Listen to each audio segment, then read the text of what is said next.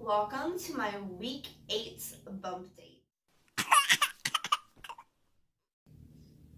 Hey guys, if you are just tuning in and have never seen my videos before, thank you so much for joining me. I'm so glad you decided to click on my video and watch my journey.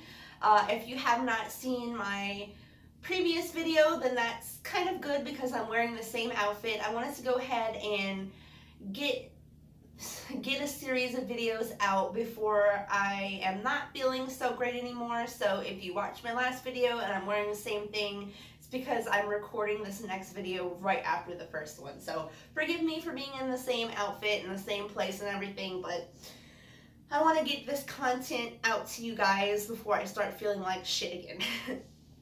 So we are in week 8. I had my second doctor's appointment. My first appointment, I didn't actually see the doctor, but I did have an ultrasound. But in week 8, I had my first actual doctor's visit. And it went well. I mean, we didn't really do much. I was 8 weeks in one day at the time. So we talked about a few things. I did get a bunch of clips from me actually going to the doctor, so I'll go ahead and insert those clips now.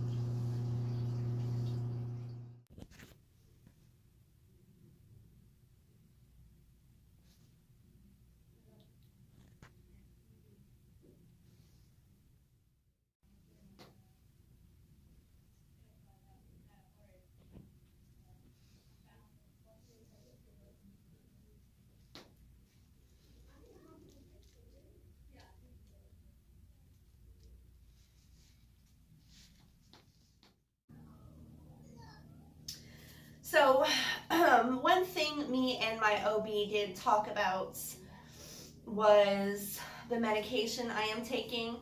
I haven't talked about it a lot in my previous videos, but I suffer from anxiety really, really bad. I don't know where it stems from, but I have this terrible fear of like calling people on the phone, like strangers, and I don't know, it's weird. It's just a weird anxiety that I've always dealt with, and recently I wanted to get on my medication to help that anxiety. So I've been on medication for about 7 or 8 months, I'm gonna say, and I felt like it was really helping. The moment I got pregnant, I felt like all my anxiety just flew out of the window. Like I grew some lady balls when I got pregnant. I have no anxiety at all. Strangers can, if they piss me off, they can just go F themselves. That's what I'm feeling like. Actually, there's this lady that walks her dog, or she used to walk her dog in our yard every single day and let her dog crap in my yard, and that bothered me. I think I was like 4 or 5 weeks pregnant at the time. I caught her. I opened my door and I yelled at her. I was like, can you please not let your dog take a shit in my yard? I was so mad, and I like I said, all my anxiety just was out the window. I did not give a crap about her. I just wanted her dog to stop crapping in my yard. So yeah, my anxiety completely went away once I got pregnant, and it's it's actually pretty interesting because there is another lady that I watch who is pregnant, and she has terrible anxiety, depression, and her issues went away when she got pregnant too. So anyway, yeah. We talked about Zoloft. I was on a pretty high dose of 100 milligrams. She told me that while taking it in the first trimester, there is a risk of birth defects, but it was really, really low. Zoloft is one of the safer depression, anxiety medicines that you can actually take in pregnancy, but there is one that's a little bit more safer that, you know, if I needed it, that she would prefer me to be on that one. Well, since I wasn't feeling anxious, I completely stopped taking Zoloft like cold turkey, and it didn't ding on me until yesterday that I was having withdrawal symptoms from just completely stopping Zoloft.